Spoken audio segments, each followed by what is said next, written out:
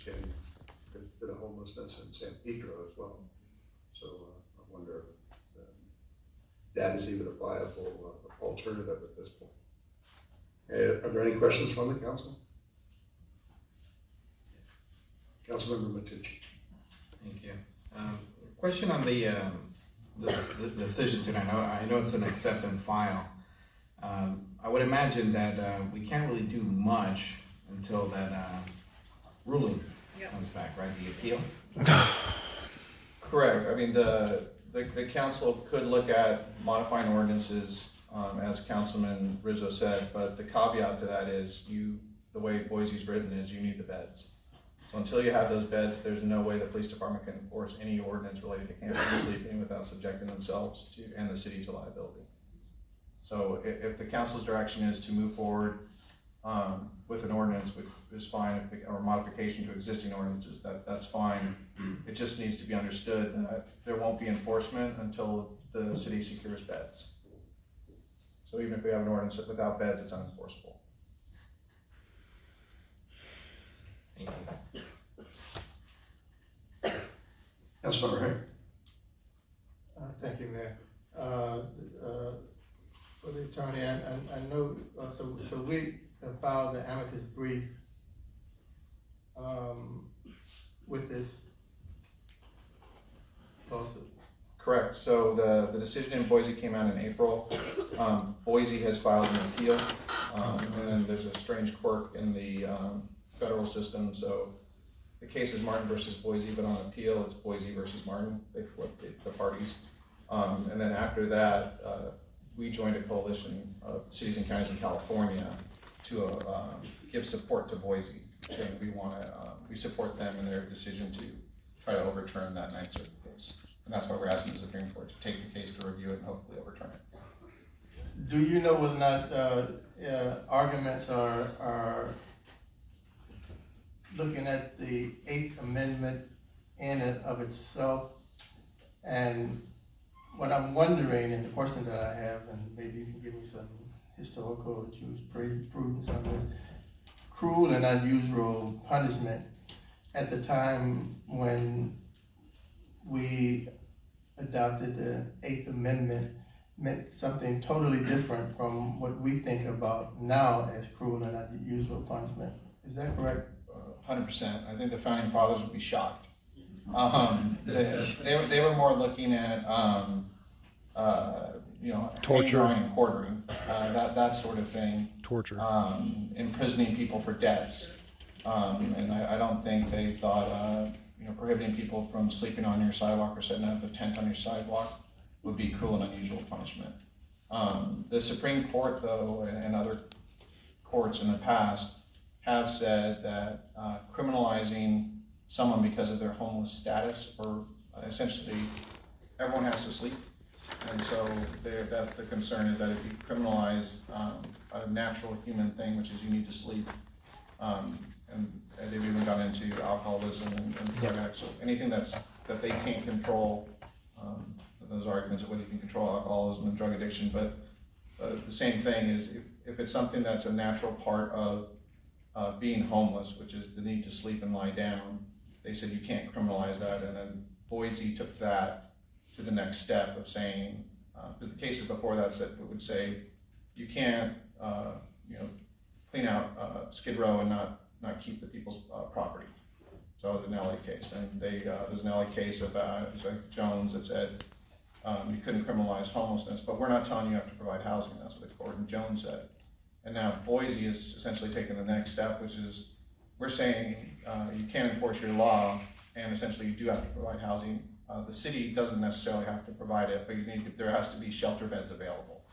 And that's where that the line of practically available becomes very interesting, because the one example they gave was if you're essentially atheist or don't have the same faith tradition as a shelter that's making you go, that bed isn't available to you. If that's antithetical to your beliefs. So it becomes even more complicated, and that's where a lot of the concerns of the city is, besides the 8th Amendment argument.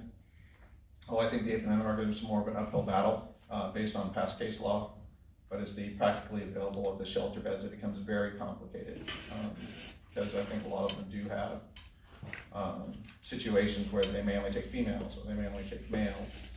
They don't have, maybe can you bring a pet? It's all those things. And then, so if you have a pet, or, one of the attorneys that I was talking to said, well, what if you have PTSD and you can't be around other people? Do you have to have your own room? And so it leads to, Boise leads to a lot of questions that aren't answered yet.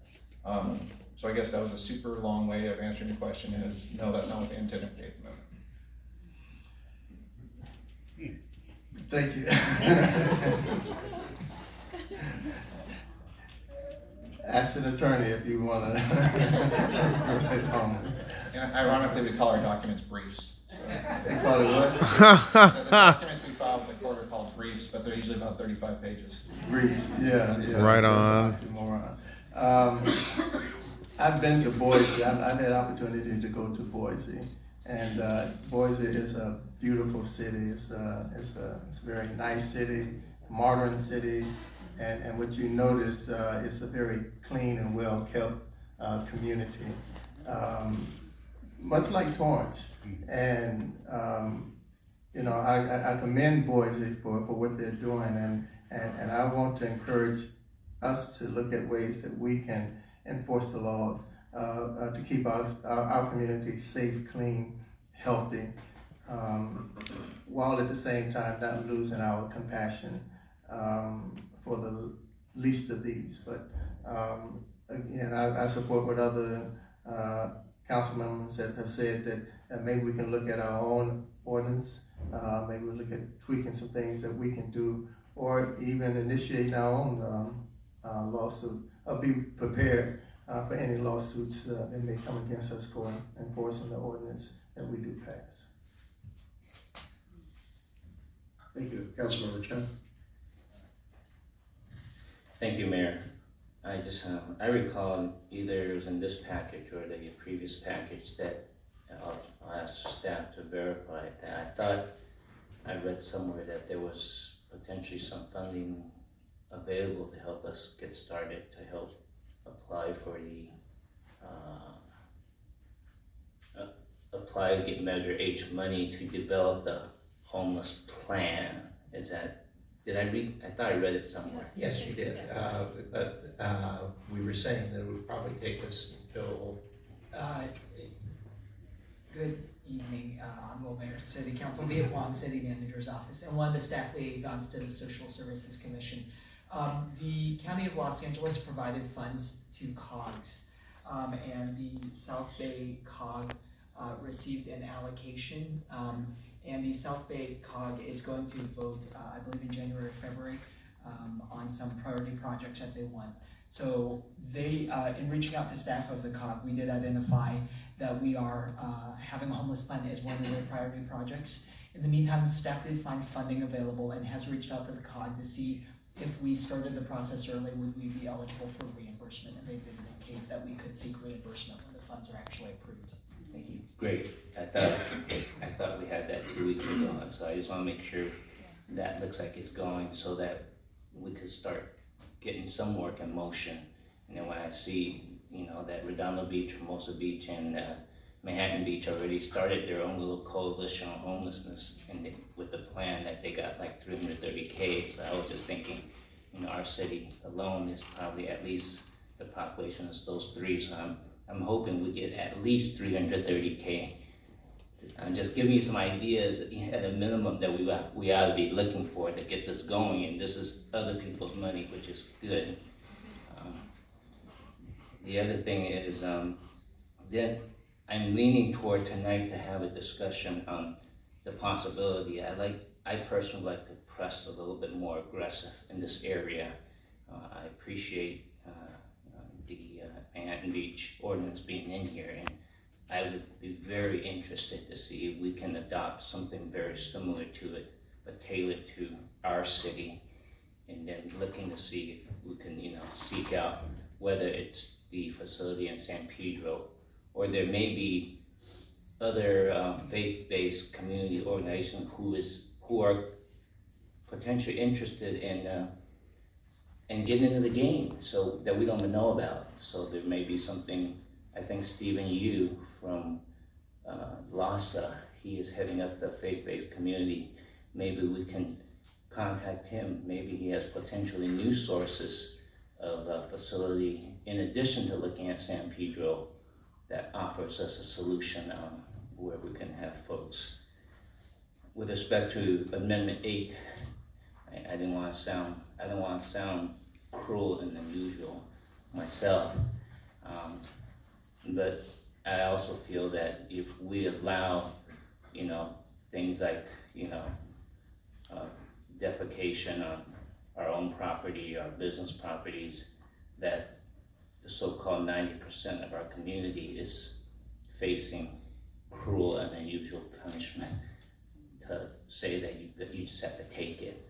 And to me, it's the reverse of the cruel and unusual punishment, where your business owners come in and say, yeah, this person did this in my front yard, so now, or ran from my business, now I have to expend my own money to clean that person's mess up. To me, that is a version of cruel and unusual punishment to the business owner, that we're basically telling them they have to eat it. Too bad. I actually think that's not a good message for being a business-friendly city, that's the message that the business owner is receiving. So I know I'm kind of playing around with this 8th Amendment, but I think 8th Amendment is for all the citizens of the United States, not just for a community. And then with respect to looking at ordinance changes, I'm very interested in that, because the examples that most of us face is you don't want to run over someone who's homeless or who's in the wrong place, but there are probably, and this is where I need help from maybe the group here, the city attorney or the PD, is there are ordinances, you could, cite or arrest, whatever that's appropriate. You don't have to ask if the person is homeless. There's an ordinance, you violate it, there's an action, right? You don't have to ask, are you homeless? You just committed this crime, right? Yeah, when I refer to homelessness, it has to be related to their status of being homeless, and urinating and defecating is not truly related to their status, because there are public bathrooms, there are park bathrooms, there's other places they can go. The sleeping is more along with what it was going to. Without speaking for police, again, that gets back to the argument of it's a misdemeanor, has to occur in their presence, or we need the citizen's arrest, Right. or go by way of warrant. That's the difficulty in for the enforcement of those. It's not that the police aren't enforcing. I think refusing to enforce. It's just they're not. It doesn't usually occur in their presence, and a lot of those calls that we need either a citizen's arrest or by way of warrant. And on a lot of those, it's going to be a kind of catch and release. For the misdemeanors, they're going to go to court and probably get time served, and if it's an infraction, it's just a ticket. So those are the. And so I know people are saying about the police not enforcing. I just kind of want to step up for them. A lot of times they really can't legally. Right, and I understand. All I'm just trying to get this conversation going is that, when if a person in a natural state, gets used to doing something that they know they shouldn't, whether they believe it's a crime or not, if they know that they could get away with it, then naturally they will keep on doing it if there's no negative consequence. It's just like child rearing, right? If you just let a child continue bad behavior without any consequence, I'm just trying to think among us here that there needs to be some negative consequences for a bad actor. Earlier this year we took action on urban coyote, right? I know there's a consequence. I know that in our city there are times that an officer may make an arrest for someone. An officer won't ask, are you a documented a citizen or not? You make the arrest based on the crime that's act. So I'm just thinking along the similar way, if I know this is bad, I know everybody's watching this on video, if I committed some kind of a defecation in public, the officer's not gonna ask me if I'm homeless. The officer would say, that's bad, and I'm gonna write you up, right? we can encourage. Correct, they don't have to ask on those crimes whether you're homeless or not, it's just the crime itself, but again, it gets back to the issue of it has to occur in their presence. Sure. So that's the main issue, or, I know, because I know a lot of people are frustrated because they called in, I know Councilman Tucci's called it in. And it's one of those things that if it doesn't occur in their presence, then you're looking at the citizen's arrest or a by way of warrant. Yeah, I know it's frustrating, because last week I saw, someone in a sleeping bag in front of Torrance Memorial Hospital, and I wasn't sure which, so I actually tried, do the IHOP or what? LA Hop. LA Hop, my bad, IHOP is a pancake place. The pancakes didn't work? I wasn't. Thanks for clearing that one up. I tried the process, but I wasn't sure how effective was it, that a drive-by person here reported at LA Hop. But I'd like to see if there's, whenever Let's try to do anyone something. in the city of Torrance commits a crime, I would like to see if there's any way that's in our possibility, and that's practical, that there is some repercussion, so any person doesn't feel like they can continue to get away with it because we're not gonna do anything about it.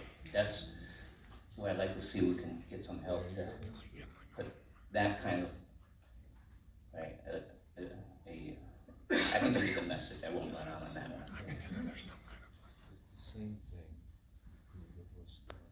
Councilmember Tucci. Thank you, Mayor.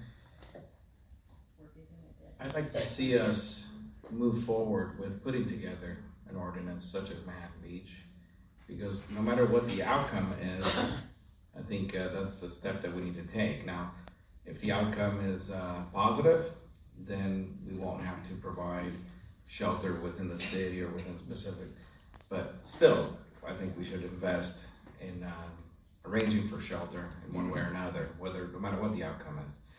If the outcome comes out against our wishes, we'll already have an ordinance in place, and then combine that with funding, or as I think Councilman Rizzo brought up a good point, having a nonprofit run, if that's the avenue we need to take in order to get Measure H funding to pay for shelter services, that might be maybe something that we might want to explore. Now, if Measure H is completely off the table to provide housing, then I still think we need to start drafting an ordinance that would virtually make it illegal to camp and set up a shelter on public property, especially when you're talking about blocking sidewalks. Like I called in this morning, a sidewalk on Airport Drive completely blocked off by an individual that was arguing with himself. It's a very sad situation.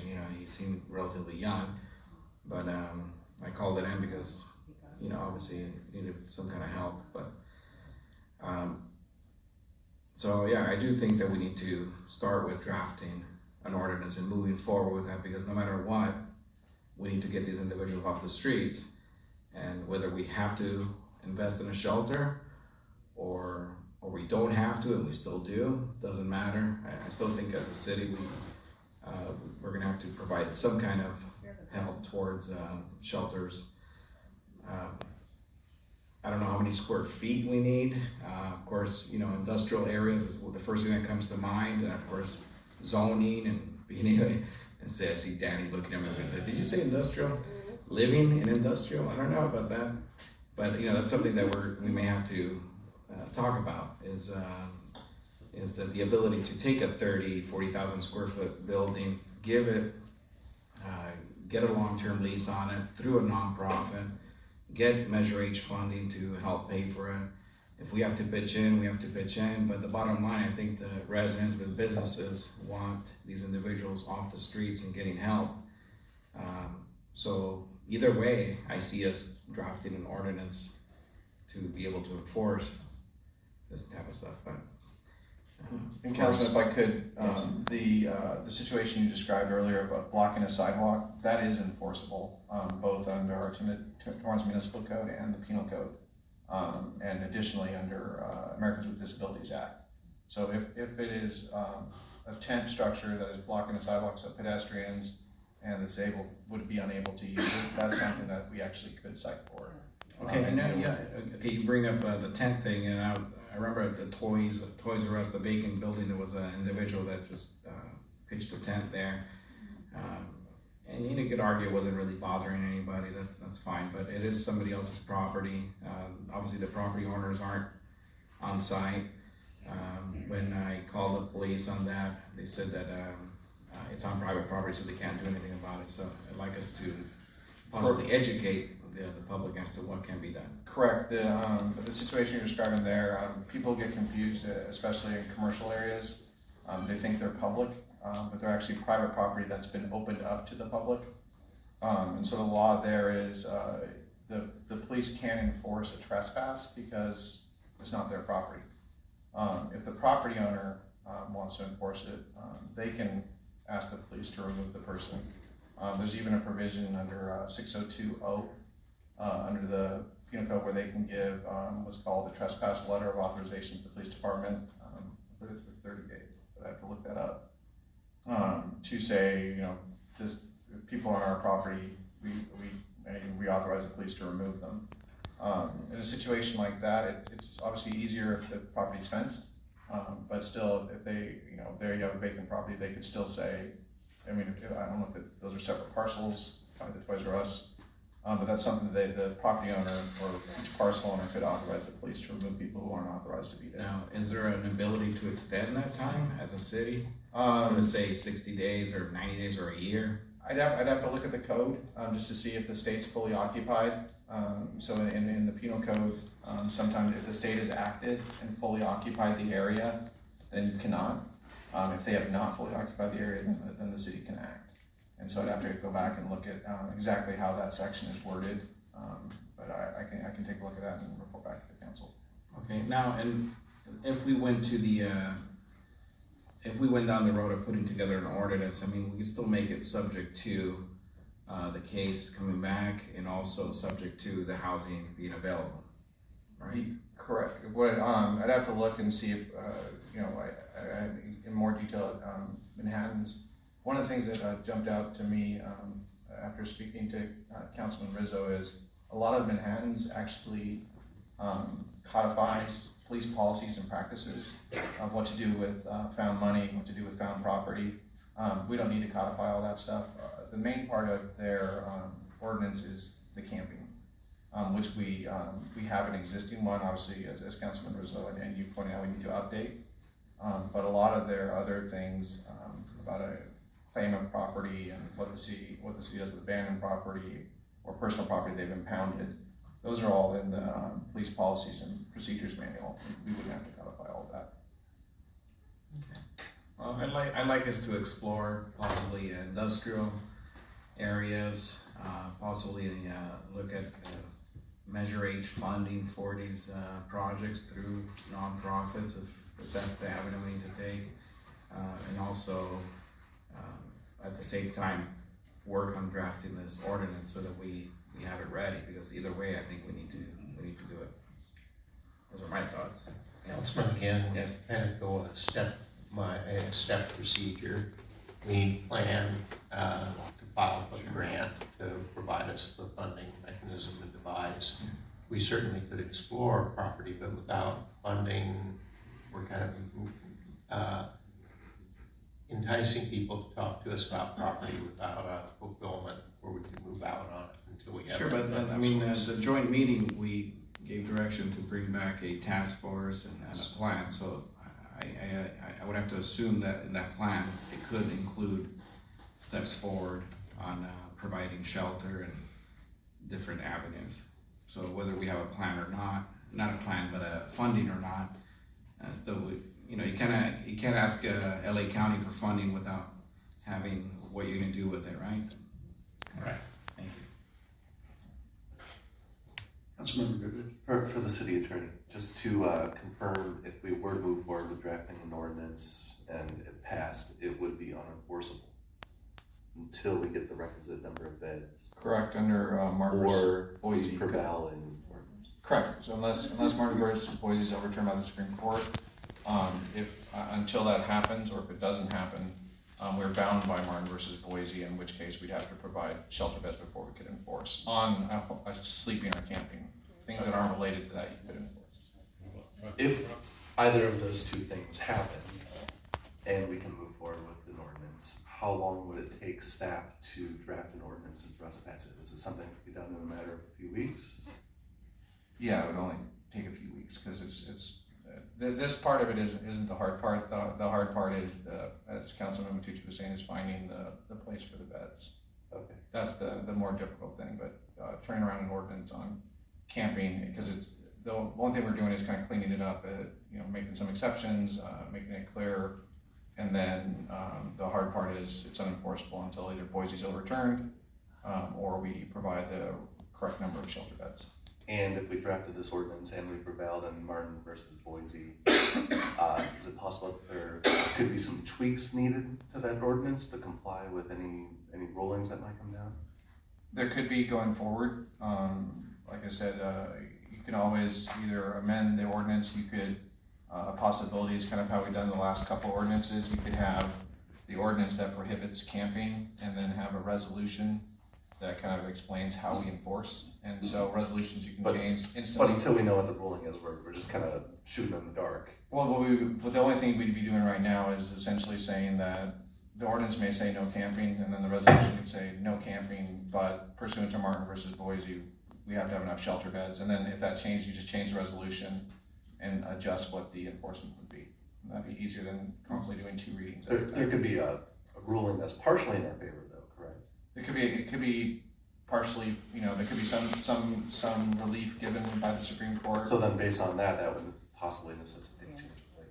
Correct. Okay. Correct. So there's three things that I just counted that indicate to me that it's not a wise decision of moving forward with passing an ordinance right now. One, it's unenforceable, it's an unenforceable law.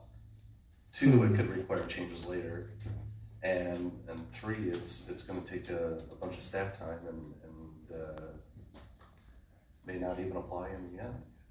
So I'm in favor of moving forward with doing the accept and file, but I'd hold off on the ordinance right now. It just doesn't make sense. Councilmember Ruth.